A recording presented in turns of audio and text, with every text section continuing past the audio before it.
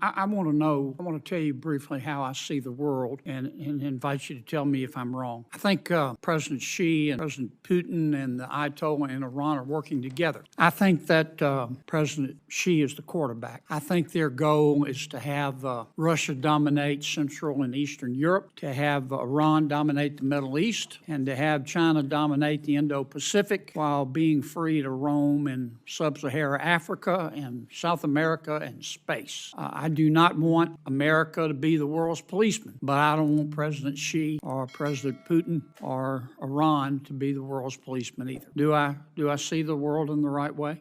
I would tell you, Senator, that we are seeing them. I don't know specifically what their ambitions are, but we do see them working together and doing some of those things against our interest. Hey, welcome back.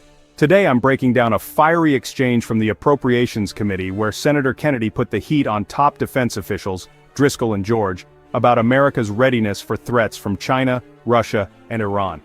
Kennedy doesn't mince words. He paints a picture of three power-hungry regimes, China, Russia, and Iran, working together to shake up the world order. China, he says, isn't content with just the Indo-Pacific. They're eyeing Africa, South America, even space. Russia?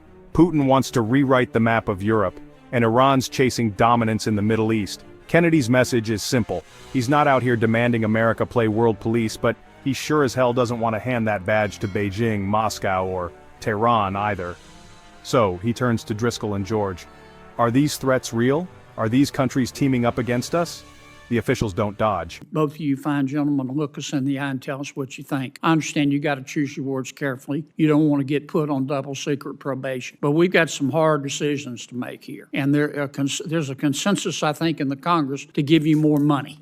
Because I think we need to spend more money on defense. But you're going to have to give a straight answer and tell us what you think. Mr. Secretary, am I right or wrong? Senator, your question of... one of your colleagues said it earlier, $185 billion is a lot of money. If we are given more money than is in the budget that you've seen, we will be good stewards of that and innovate even faster. I think what we are saying to this committee is we believe we can transform the Army with those amount of dollars as long as we are able to use them the way that we want to and we are not Tell jammed. me again the amount of money you need for the Army transformation. We can use our current budget and transform the Army as long as we're able to spend it the way that we believe is right. How much money do you think we need to spend as a country to maintain or either, depending on your perspective, reach parity with China? I think the president has mentioned between the two bills $1 trillion for the DoD. Do you trust Europe to spend more money? I'm sorry, Europe, Senator. Do you trust Germany to spend more money? They've talked a good game. When I was out with NATO with Ambassador Whitaker and talked to a lot of our colleagues in the NATO countries, and as far as I could tell qualitatively, they believed it seemed to be that they were going to start to spend significantly more. General, do you trust the United Kingdom to follow through and spend more money? All I've gotten, Senator, is what they said that they were going to do with their new defense review, that they said that they were going to raise, their spending on defense. So it'll remain to be seen. Do you believe them? I think we're big believers, and we'll see. I think action is what counts. But here's the twist. Kennedy zeroes in on our NATO allies. Can America trust Europe to step up, spend more, and really share the weight? The officials say the right things, but you can hear the hesitation. Promises are easy. Action is what counts.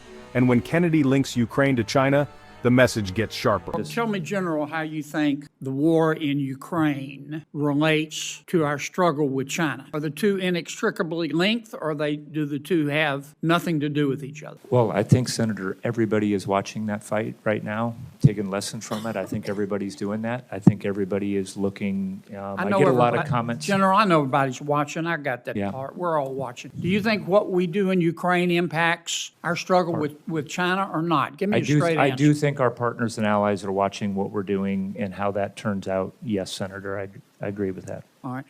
Finally, Kennedy checks up on recruiting. The answer numbers are up. How's our recruiting coming? We're dominating recruiting and retention. Why is it better? We made some structural changes and the return to a focus on lethality among our leadership. What structural changes did you make? We created a future soldiers prep program that gets soldiers or future soldiers who are right on the edge and helps get them a little bit more training before they join. And then there were problems with when we transitioned over to digital medical records. We were catching things when kids were younger, and we didn't have in place the mechanisms to get those waivers, and we have improved there dramatically. Thanks to new programs and better support for future soldiers. Because let's be real, none of this works if we can't fill the ranks. Bottom line, Kennedy's grilling shows how high the stakes are. The world's changing fast, and the US has tough choices ahead. Money, strategy, and global trust are all on the table. Like, subscribe and drop your thoughts in the comments. Are we ready for this new era? Thanks for tuning in.